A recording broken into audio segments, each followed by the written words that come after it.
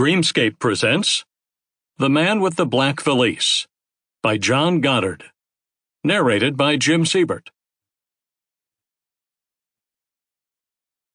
Part 1. Death in the Swampy Wood. Chapter 1. Isabella McLeod's Black Valise. Farmers parked their wagons outside the exhibition hall to deliver their oversized squashes and pumpkins. Rain fell intermittently. The grassy Asable river flats glistened under low, luminous clouds. Wives carried in homemade butter, canned peaches, and stuffed birds.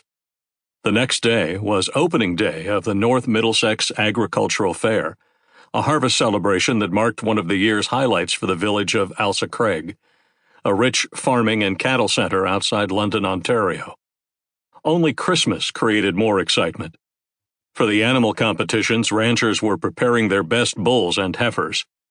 For the poetry recitals, children were rehearsing verses that began, "The Assyrian came down like the wolf on the fold." The only concern was for the racetrack.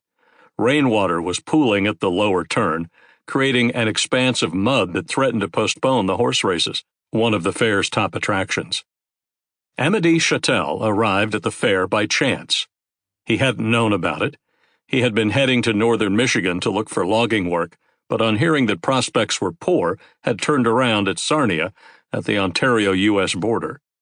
From there, he had begun following the Grand Trunk Railway line east toward Toronto or Ottawa, or maybe Saint-Hyacinthe, Quebec. Chattel was a wanderer, a tramp. He had not shaved for several weeks, and his graying hair sprouted wildly from his head. His face bore the weathered, dissipated look of homelessness. A low forehead and thick, unexpressive lips lent an impression of dullness, contradicted by a cagey flicker to the eyes. Estimates of his age ranged from 35 to 50. Although of average height, he looked particularly strong and muscular, even among farmers, with a broad back, deep chest, forward curving shoulders, and thick, meaty hands suggesting great strength, the newspapers later said. He appeared formidable, but exuded an engaging manner. Some quality in him caused people to stop to talk to him and sometimes offer help. In Ailsa Craig, one such person was Gordon McEwen, a boy of 13 or 14, the son of a molder at the local Alexander Brothers foundry. A bright young boy, the newspapers later called him, an unusually bright lad.